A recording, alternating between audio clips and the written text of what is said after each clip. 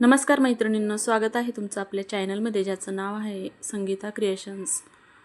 तर परवाच्या व्हिडिओमध्ये मी याच ब्लाऊजची कटिंग तुम्हाला दाखवलेली आहे, ज्याची चेस्ट साईज आहे 24 आणि लहान मुलीचा ब्लाऊज आहे।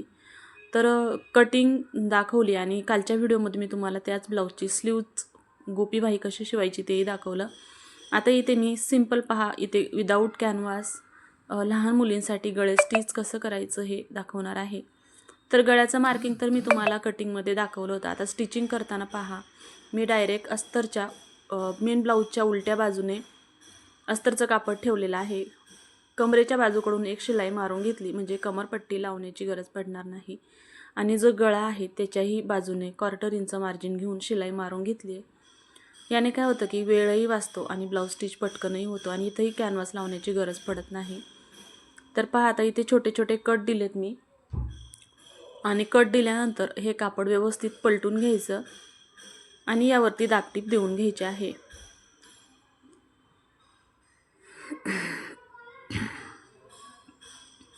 तर दाबटीप देताना काळजीपूर्वक द्यायची आहे, आकार चेंज होणार नाही याची काळजी घ्यायची आणि अस्तर आणि जे ब्लाऊजचं कापड आहे ते व्यवस्थित बघूनच दाबटीप द्यायची आहे।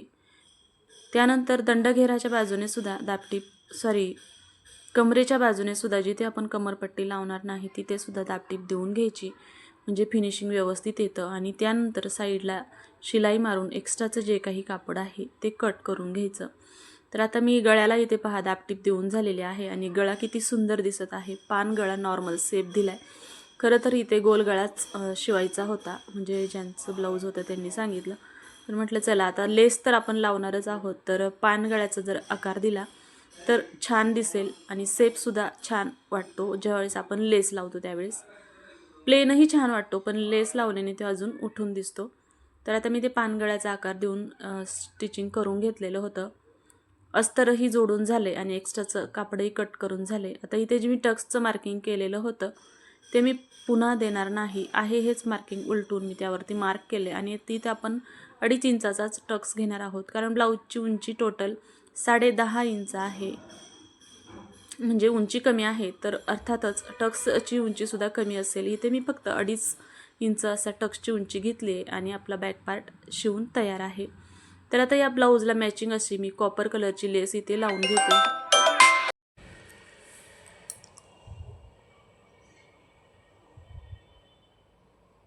तर पहा, इथे कॉपरमध्ये आता छोट्या मुलीचा ब्लाऊज आहे त्यामुळे मी लेसची साईजसुद्धा बारीकच घेतलेली आहे। जास्त मोठी लेस लावायची नाही, नाहीतर मग ते ब्लाऊजचं पूर्ण, कारण छोटा ब्लाऊज आहे त्यामुळे छोट्या साईजचीच लेस लावायची, 1/2 इंचापेक्षा कमी असेल ती।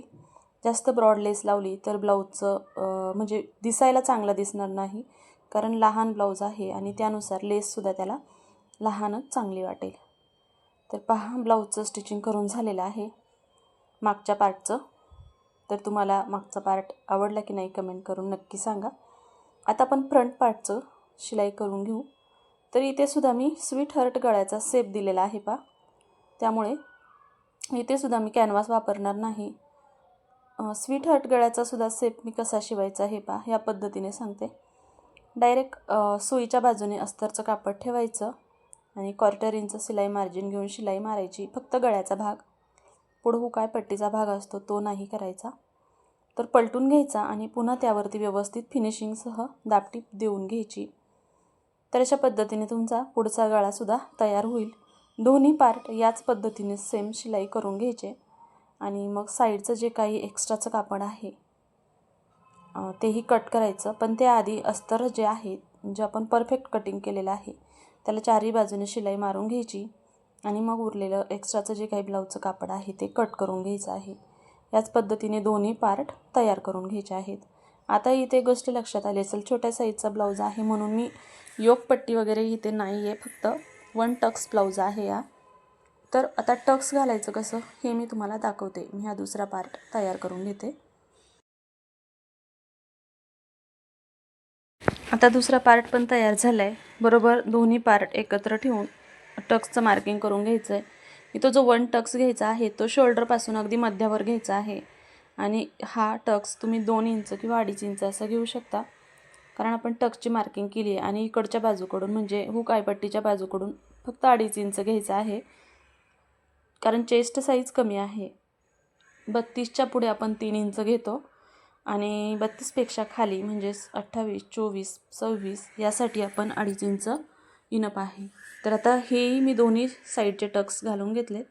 त्यानंतर आपण आता हे दोन्ही पार्ट तयार केले आहे. त्यासाठी कमरपट्टी इथे लावून घ्यायची, कारण मी अगोदर शिलाई करताना इन आउट करून शिलाई केलं नाही, कारण टक्स मारायचा होता आणि केलं असतं तरी चाललं असतं, पण शिवताना लक्षात आलं नाही. तर ओके ठीक आहे, पण तुम्ही जर पाहत असाल व्हिडिओ तर तुम्ही अगोदर जसं आपण बॅक साईडच्या गळ्याचं केलं इन आउट दोन्ही बाजूने तसं करून घेऊ शकता, म्हणजे पुन्हा ही पट्टी लावण्याची वेळ येणार नाही आणि तुमचा टाईमसुद्धा वाचेल.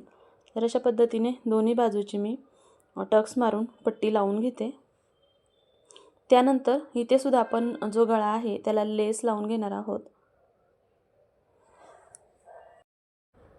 याने सुद्धा अजून छान गळ्याला लुक येईल. स्वीट हार्ट गळा आहे हा, आणि याचं कटिंग मी तुम्हाला ब्लाऊज कटिंगच्या व्हिडिओमध्ये दाखवलेलं आहे कशा पद्धतीने करायचं ते. पाहिजे तर ज्या मैत्रिणींनी तो व्हिडिओ पाहिला नसेल त्यांना पाहायचा असेल तर या व्हिडिओच्या डिस्क्रिप्शनमध्ये मी त्याची लिंक देते. कटिंगचा व्हिडिओ पाहून घ्या, म्हणजे शिलाईचा व्हिडिओसुद्धा तुम्हाला पटकन समजेल, कारण गळ्याचं कटिंग मार्किंग मी त्याच्यामध्ये व्यवस्थित दाखवलेलं आहे. आणि या व्हिडिओमध्ये फक्त पूर्ण टोटल ब्लाऊजचं शिलाई कशी करायची हे दाखवत आहे. तर आता दोन्ही पुढचे पार्ट तयार झालेत. तर पहा गळा किती अप्रतिम आला आहे. तर याचा मागचा आणि पुढचा पार्ट जोडून घ्यायचा आहे, पण त्याआधी हुक पट्टी बनवून घ्यायची. हुक पट्टी बनवण्यासाठी तुम्ही इथे 2 इंच रुंदीच्या अशा 2 पट्ट्या काढू शकता. त्यानंतर या दोन्ही पट्ट्यांना खालच्या बाजूने अर्धा इंच दुमडून घ्यायचं. मी ते मोजलेलं नाही, पण तुमच्यासाठीच सांगते, मोजून घ्यायचं. त्यानंतर सगळ्यात आधी हुकपट्टी बनवून घ्यायची. हुकपट्टी बनवताना आतल्या बाजूने अगोदर ही पट्टी लावून घ्यायची आणि मग बाहेरच्या बाजूने फोल्ड करायची, किंवा या पद्धतीने बाहेरच्या बाजूने घेऊन मग आतल्या बाजूने फोल्ड करू शकता. तर आता हुक पट्टी लावून झाली होती. त्यानंतर मी इथे आयपट्टी लावून घेते. आयपट्टीसाठी सुद्धा आतल्या बाजूने अगोदर पट्टी जोडून घ्यायची आणि मग बाहेरच्या बाजूने तिला फोल्ड करून मग व्यवस्थित शिलाई करून घ्यायची आहे आणि मग आय बनवून घ्यायचे. आता इथे आय बनवताना तुम्ही 1.5 इंचाच्या मार्जिननुसार आय बनवू शकता. 4 पण बनवू शकता आणि 5सुद्धा बनवू शकता. आता मी इथे छोटे छोटे 1.25 इंच लांबीवरती असे 5 आय बनवून घेतले.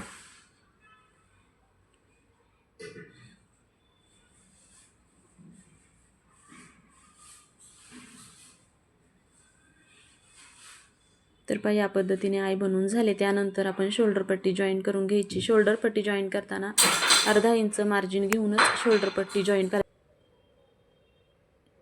तर पहा दोन्ही शोल्डर पट्ट्या जोडून झाल्यानंतर आता स्लीव्ज जोडून घ्यायच्या आहे आणि ब्लाऊजचं फिटिंग करून घ्यायचं आहे. पण त्या अगोदर ब्लाऊजची उंची एकसारखी आहे की नाही ते चेक करायची. कमी जास्त असेल तर व्यवस्थित करून घ्यायची आणि मग स्लीव्ज जोडून घ्यायची आहे. स्लीव्जसुद्धा फ्रंट पार्ट आणि बॅक पार्ट पाहून घ्यायचं आहे, म्हणजे फ्रंट आर्मोल आणि बॅकचा आर्मोल व्यवस्थित चेक करायचा आहे. आता मी स्लीव्ज शिवतानाच मार्किंग केलेलं होतं, तर चॉकचं हे मार्किंग तुम्हाला दिसत असेल. ही फ्रंट बाजू होती.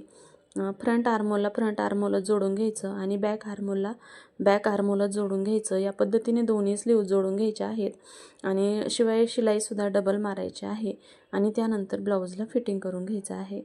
तर मैत्रिणींनो, या पद्धतीने तुम्ही अगदी हार्डली अर्ध्या तासामध्ये तुम्ही ब्लाऊज शिवू शकता. पण हो, त्यासाठी नवीन मैत्रिणींसाठी नाही, जुन्या मैत्रिणी असतील त्या अर्ध्या तासात शिवतील, पण नवीन मैत्रिणींना मात्र वेळ लागतो. तर ते आपल्या स्पीडवरती आणि काम करण्याच्या पद्धतीवर असतं. तर चला, ब्लाऊजचं मी स्लीव्ज जोडून घेतलेले आहे. आता फिटिंग करताना कुठल्या टिप्स पाळायच्या हे पहा. तर ज्यावेळेस आपल्याकडे वरलॉकचं मशीन नसतं त्यावेळेस आपण वरलॉक करू शकत नाही, किंवा बाहेरून वरलॉक करून आणायचं असतं. वरलॉक कशासाठी करतात तर फिनिशिंगसाठी, ब्लाऊजचे धागे निघू नये म्हणून. पण आता आपल्याकडे वरलॉकचं मशीन नसेल तर आपण फिटिंग करताना अगोदर सुईच्या बाजूकडून ब्लाऊज पकडून मग फिटिंग करायचं आणि मग आतल्या बाजूने एक दापटीप मारून घ्यायची आणि त्यानंतर मग शिलाई करून घ्यायचं. म्हणजे हे जे निघणारे धागे असतात ते व्यवस्थित सेट होतात, शिलाईमध्ये दबले जातात आणि मग ते धागे निघत नाही. म्हणून तुमच्याकडे जर वरलॉकचं मशीन नसेल तर तुम्ही या पद्धतीने शिलाईमध्ये ते दाब टीप देऊन घेऊ शकता. तर या पद्धतीने पलटून घ्यायचं आणि मग शिलाई मारून घ्यायची आणि मग जी काही फिटिंगची शिलाई असेल ती तुम्ही मारू शकता. पण ते आधी दोन्ही बाजूने एकदम कडेवरती दाब टीप देऊन घ्यायची, म्हणजे धागे निघण्याचा प्रश्न राहत नाही. आता इथे फिटिंग करताना जे मेजरमेंट आहे ते मी चेक करते, मी विसरले होते. पण 4 इंच दंडघेर आहे म्हणून मी 4 इंचवरतीच मार्किंग करायचं आहे. तर स्लीव्जला मार्किंग करून घ्यायच्या अगोदर 4 इंच मी फिटिंगची मार्किंग केलेली होती त्यावरतीच शिलाई मारलेली आहे आणि त्यानंतर या स्लीव्जला त्या दोन्ही स्लीव्ज एकत्र चेक करून मग दुसऱ्या बाजूच्या स्लीव्जला सुद्धा मार्किंग करून घेतली. अशा पद्धतीने ब्लाऊजचं फिटिंग पण पूर्ण झालं आणि मग फिटिंग झाल्यानंतर ब्लाऊजला 3 ते 4 एक्स्ट्राच्या शिलाई मारून घ्यायच्या. ब्लाऊज सैल झालं तर एक्स्ट्रा शिलाई मारू शकतो, टाईट झालं तर 1-2 शिलाई काढायला लागतील, म्हणून त्या पद्धतीने आपण शिलाई मारून घ्यायची. आता हे माप अंगावर घेतलेलं आहे त्यामुळे मी चेक करते कंबर घेर व्यवस्थित आहे की नाही. आता इथे थोडंसं लूज होतं त्यामुळे मी पुन्हा अर्धा इंचाचं मार्जिन घेऊन शिलाई मारून घेतली. आता ब्लाऊज परफेक्ट झालेला आहे. आता एक्स्ट्राच्या ज्या शिलाई आहे त्या मी मारून घेते. चला तर मग तुम्हाला आजचा व्हिडिओ कसा वाटला, व्हिडिओ आवडला असेल आणि मी शिकवलेली तुम्हाला लहान मुलींच्या ब्लाऊजची कटिंगची आणि शिलाईची पद्धत आवडली असेल तर कमेंट करून सांगा. व्हिडिओ आवडला असेल तर व्हिडिओला लाईक करा आणि हो, आपल्या चॅनलवरती तुम्ही नवीन असताल आणि अजूनही आपल्या चॅनलला सबस्क्राईब केलेलं नसेल तर चॅनलला सबस्क्राईब नक्की करा. तर पाहूया आपण ब्लाऊजचा फायनल लूक.